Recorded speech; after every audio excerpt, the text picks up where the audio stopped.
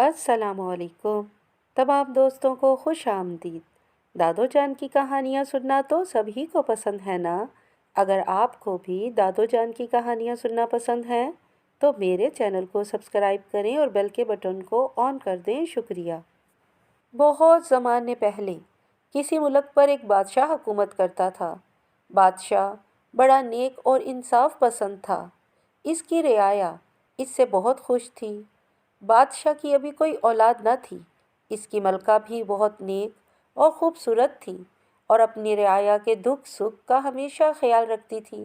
اس نے منت مان رکھی تھی کہ اگر خدا نے اسے بیٹا عطا کیا تو وہ اسے شمس پیر کی زیارت کے لیے بھیجے گی اور شہزادہ اس سفر پر بالکل تنہا جائے گا۔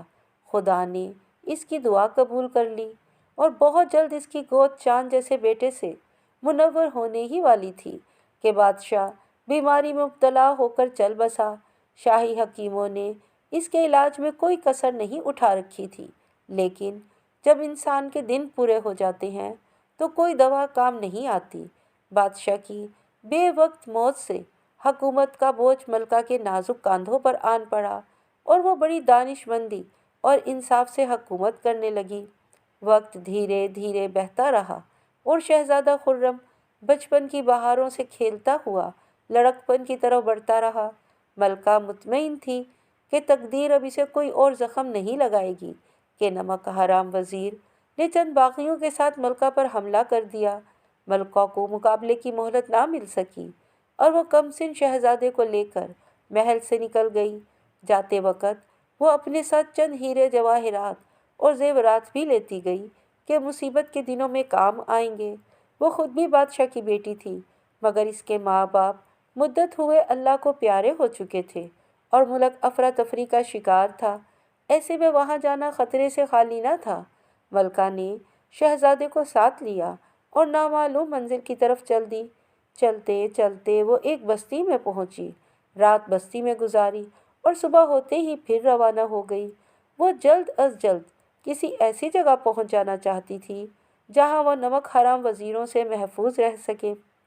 وہ گھوڑے پر سوار منزلیں طے کرتی کرتی ایک ایسے قصبے میں پہنچی جہاں کے لوگ تاجر پیشہ اور خوشحال تھے۔ اس بستی کو اسی لیے تاجروں کی بستی کہتے تھے۔ ملکہ اتنی سادگی اور بے نیازی سے یہاں رہنے لگی تھی کہ کسی کو شک بھی نہ ہوا کہ یہ کہیں کی ملکہ ہے۔ اس نے کم سن شہزادے کو بھی سختی سے منع کر دیا تھا کہ وہ کسی پر یہ ظاہر نہ کرے کہ وہ بادشاہ کا بیٹا ہے۔ شہزادے نے اپنی ماں کی نصیحت پلے سے باندھ لی تھی اور کبھی بھول کے بھی یہ نہیں کہا تھا کہ وہ شہزادہ ہے، اور ان کے وزیروں نے غداری کر کے ان کے ملک پر قبضہ کر لیا۔ بہرحال وقت پر لگا کے اڑا اور کم سن خرم اب نوجوان شہزادہ بن گیا۔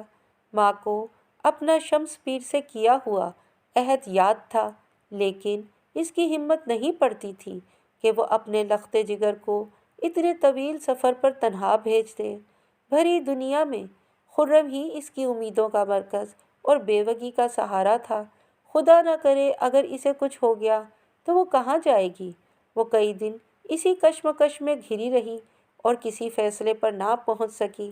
شہزادے نے اپنی ماں کو یوں فکر مند دیکھا تو پوچھ ہی لیا، امی حضور، میں دیکھتا ہوں کہ آپ کئی روز سے بہت پریشان ہیں۔ اگر گستاخی نہ ہو تو مجھے بھی بتائیے، آپ کو کیا پریشانی ہے؟ ملکہ نے کبھی جھوٹ نہیں بولا تھا۔ کہنے لگی، میں نے خدا کو گواہ بنا کر یہ منت مانی تھی کہ اگر میرا بیٹا ہوا تو میں اسے شمس پیر کے روزے کی زیارت کے لیے بھیجوں گی۔ اب تم جوان ہو اور مجھے اپنا عہد پورا کرنا ہے، لیکن یہ سفر بہت لمبا اور خطروں سے بھرا پڑا ہے، اس لیے ڈرتی ہوں کہ تمہیں کچھ ہو نہ جائے میرے لال۔ امی حضور، آپ نے خدا کو گواہ بنا کر یہ منت مانی تھی اور اپنے اس عہد کو پورا کیجیے۔ جس خدا کو آپ نے گواہ بنایا تھا مجھے اسی کے سپرد کر دیجیے۔ انشاءاللہ میں بخیر و عافیت واپس آ جاؤں گا۔ یہ کہہ کر شہزادہ اپنے سفر پر روانہ ہو گیا۔ چلتے چلتے شام ہو چکی تھی۔ اب شہزادہ ایک جنگل میں پہنچ گیا۔ شہزادہ خرم بہت تھک چکا تھا، لہٰذا وہ ایک درخت سے ٹیک لگا کر بیٹھ گیا۔ تھوڑی دیر میں اس کی آنکھ لگ گئی۔ نہ جانے وہ کب تک سویا رہتا کہ ہرنوں کی ایک ڈار جان بچاتی ہوئی بھاگی، اور جب اس کے قریب سے گزری تو اس کی آنکھ کھل گئی۔ شہزادے نے تلوار کھینچی اور کھڑا ہو گیا۔ اسی وقت ایک خوفناک شیر نمودار ہوا۔ وہ اسے دیکھتے ہی دھاڑا اور دوسرے ہی لمحے اس پر چھلانگ لگا دی۔ یہ پھرتی سے ایک طرف ہٹ گیا۔ شیر نے پلٹ کر حملہ کیا تو شہزادے نے یہ وار بھی بچا لیا۔ تیسری مرتبہ شیر اور بھی غصے سے جھپٹا۔ شہزادے نے تلوار سیدھی کی اور حملہ آور شیر کے پیٹ میں اتارنا ہی چاہتا تھا کہ اسے اپنی ماں کی نصیحت یاد آ گئی کہ کسی جاندار کو قتل نہ کرنا۔ فوراً تلوار ہٹا لی اور ایک طرف ہو گیا۔ شیر چوتھی مرتبہ جھپٹا، مگر شہزادہ خرم اب کے بھی وار بچا گیا۔ وہ شیر کو مارنا چاہتا تھا، مگر ماں کی بات ہاتھ روک لیتی تھی۔ وہ ایک عجیب کشمکش میں تھا اور شیر کے پانچویں بار حملہ آور ہونے کا انتظار کر رہا تھا کہ کیا دیکھتا ہے کہ وہ خون خوار درندہ ایک سفید پوش اور باریش بزرگ میں تبدیل ہو گیا، اور اس کے ہاتھ میں عصا ہے اور دوسرے میں مالا، اور سر پر سبز رنگ کی پگڑی بندھی ہے، اور مسکراتے ہوئے اسے دیکھ رہے ہیں۔ شہزادہ خرم ایک بار چکرا ہی تو گیا۔ یا الہی، یہ کیا اسرار ہے؟ کہاں خون خوار درندہ اور کہاں یہ اللہ کا بندہ؟ سفید پوش بزرگ نے جب دیکھا کہ شہزادہ اسے دیکھ کر حیران اور پریشان ہے تو وہ آگے بڑھے اور یوں بولے، اے شہزادے، بے شک یہ ماجرا حیران کن ہے، مگر اس کا سبب تمہارا وہ گن ہے جو تمہاری ماں نے تمہیں دیا اور تم نے اس سے لیا۔ تم پہ شیر نہیں جھپٹا تھا، وہ میں تھا۔ تمہاری آزمائش مقصود تھی، سو تم آزمائش میں پورے اترے، اور تم نے اپنی ماں سے کیا ہوا وعدہ نہیں بھلایا، اور اسی نے تمہیں مصیبت میں نہیں پھنسنے دیا۔ اگر تم شیر کو مار دیتے تو اپنے وعدے کو بھلا دیتے تو بڑی مصیبت اٹھاتے، روتے پچھتاتے، مگر پھر بھی کچھ نہ پاتے۔ جو بچے ماں کا حکم مانتے ہیں سدا خوش رہتے ہیں۔ اس کے بعد بزرگ باریش نے اپنی مالا شہزادے خرم کو دے دی اور یہ کہہ کر غائب ہو گئے کہ یہ مالا تمہیں ہر خطرے سے آگاہ کرے گی، تمہاری دوستی کا دم بھرے گی۔ اسے نہ کھونا ورنہ پڑے گا رونا۔ اگلی شام کو شہزادہ خرم ایک اور بستی میں پہنچا۔ یہ بھی خاص پر رونق جگہ تھی۔ شہزادے نے ایک سرائے سے باہر گھوڑا باندھا اور اندر پہنچا۔ اسے شدت کی بھوک لگ رہی تھی۔ خدمتگار فوراً کھانا لے آیا۔ اس نے پیٹ بھر کر کھایا۔ کھانے سے فارغ ہوا تو اپنے کمرے میں آیا۔ یہاں بھی بستر صاف ستھرا، کمرہ ہوادار تھا۔ تھکا ہوا تو تھا ہی، بس لیٹتے ہی سو گیا۔ شہزادہ گہری نیند کے مزے لے رہا تھا۔ اسے کچھ خبر نہ تھی کہ آئندہ چند لمحوں میں اس کے ساتھ کیا بیتنے والی ہے۔ اچانک اس کی آنکھ کھل گئی۔ مالا کے دانے اسے بری طرح جلانے لگے تھے۔ اس نے ادھر ادھر دیکھا مگر کسی کو موجود نہ پایا۔ مالا کے دانے اسے اب بھی جلا رہے تھے۔ اس نے تلوار لی اور کمرے سے باہر نکلا۔ باہر نکلتے ہی وہ ٹھٹک کر رہ گیا۔ دو نقاب پوش تلواریں سونتے اس کی طرف بڑھ رہے تھے۔ وہ سمجھ گیا کہ قزاق ہیں، یہ قتل کرنے سے بھی گریز نہیں کرتے۔ اگر ذرا سی بھی کمزوری دکھائی تو مار ڈالیں گے اور سب کچھ چھین کر لے جائیں گے۔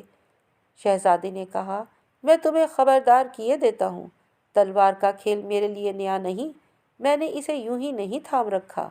ہم ان گیدڑ بھبکیوں میں نہیں آتے۔ جو کچھ تمہارے پاس ہے ہمارے حوالے کر دو، اسی میں تمہاری جان کی خیر ہے، ایک قزاق نے کہا۔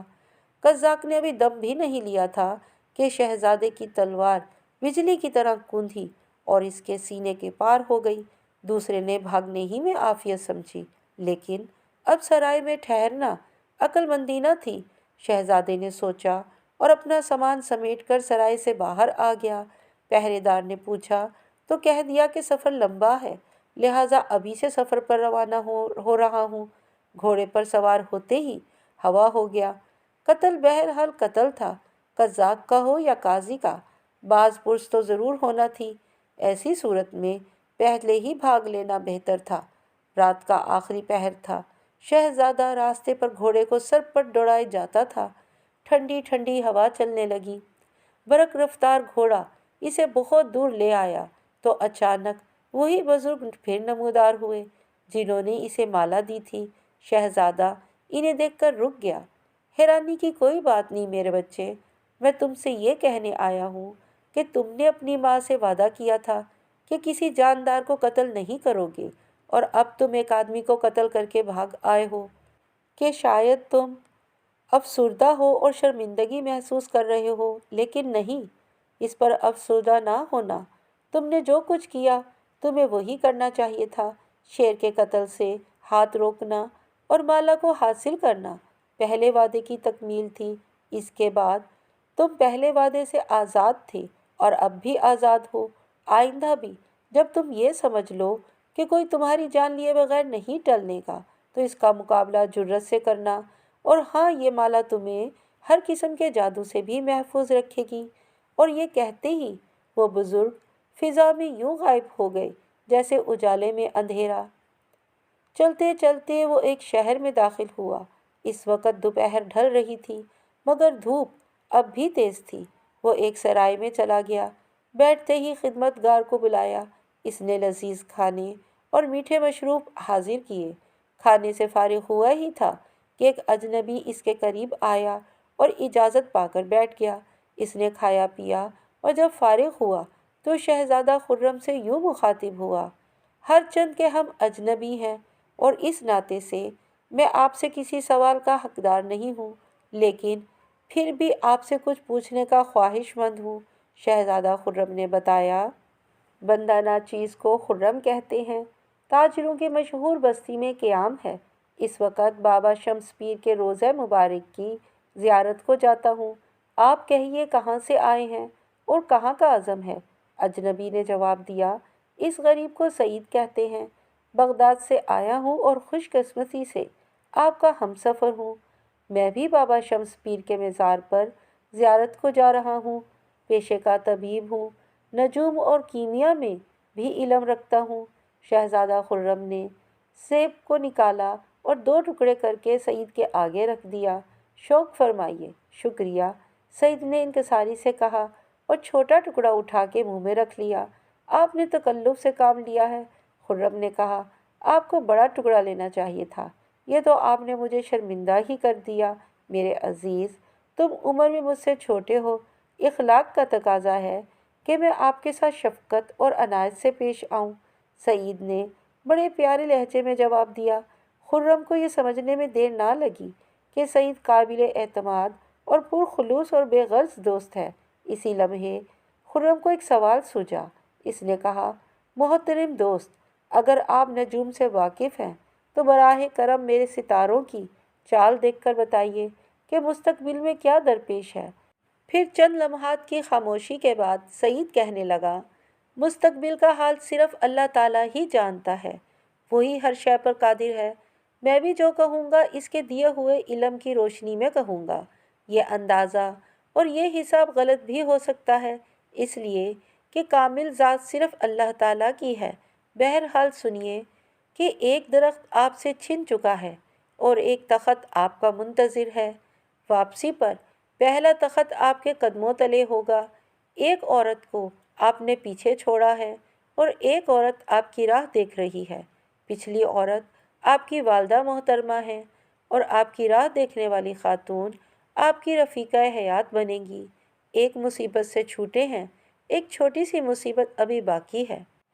اس کے بعد دونوں دوستوں نے پھر اپنے سفر کا آغاز کیا اور چلتے چلتے ایک نئے ملک میں پہنچے۔ دیکھا کہ وہاں ہر آدمی سہما ہوا ہے، سب پر خوف طاری ہے۔ خرم اور سعید حیران تھے کہ کیا ماجرا ہے۔ آخر سعید نے ایک بڑے میاں سے پوچھ ہی لیا: معاف فرمائیے گا، آپ سب لوگ خوفزدہ کیوں ہیں؟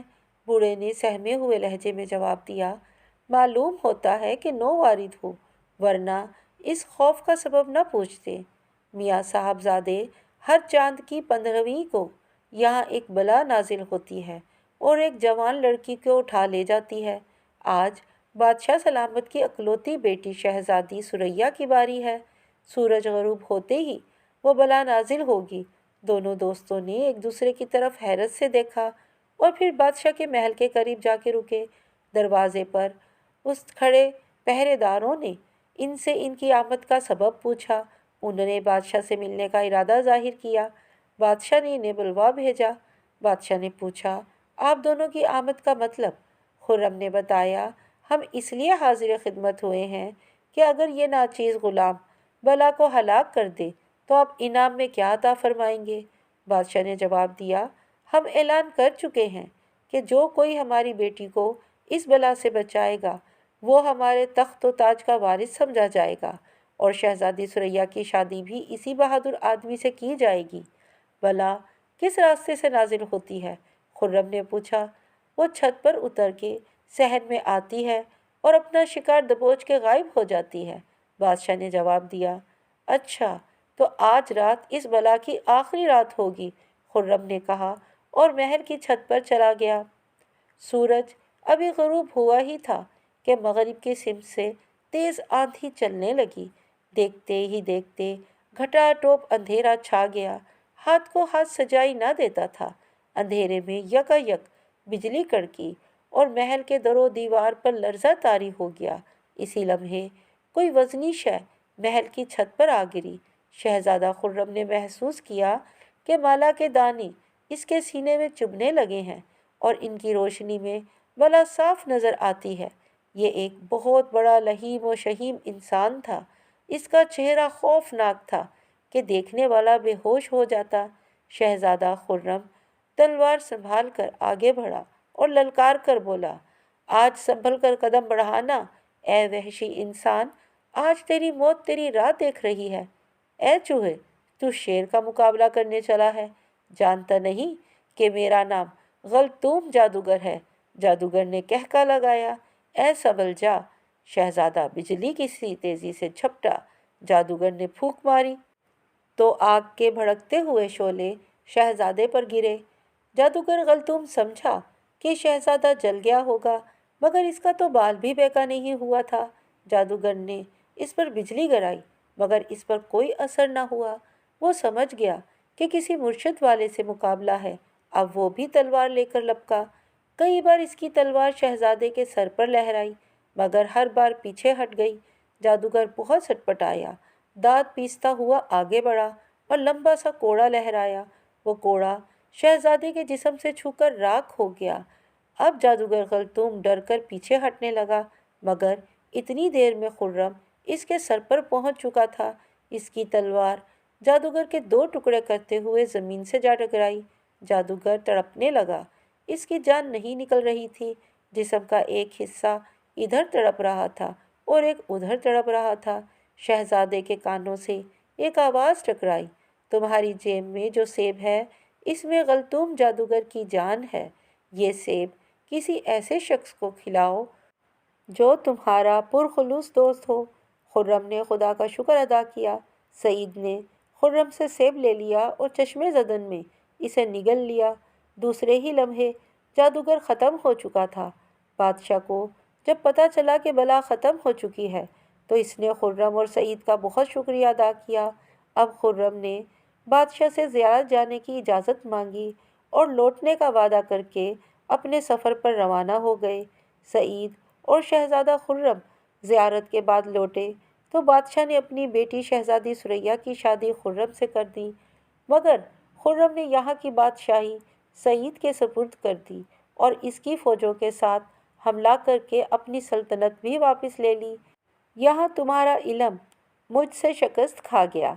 खुर्रम ने सईद से कहा, ये बादशाही मैंने तुम्हें दे दी है और अब तुम तबीब या माहिर नजूम नहीं बल्कि एक बादशाह हो और मेरे भाई हो। गैब का इल्म सिर्फ खुदा ही को है। इसके बाद सईद अपने मुल्क लौट आया और नहायत अदल व इंसाफ से हुकूमत करने लगा। खुर्रम अपनी अम्मी के साथ अपने मुल्क पर हुकूमत करने लगा और अपनी बीवी सुरैया के साथ खुशगवार ज़िंदगी गुजारने लगा और सभी बहुत खुश थे। खुदा सबको खुश रखे। उम्मीद है कि कहानी आपको पसंद आई होगी। कहानी पसंद आई है तो मेरे चैनल को सब्सक्राइब करें और मेरी वीडियो को लाइक करें। शुक्रिया।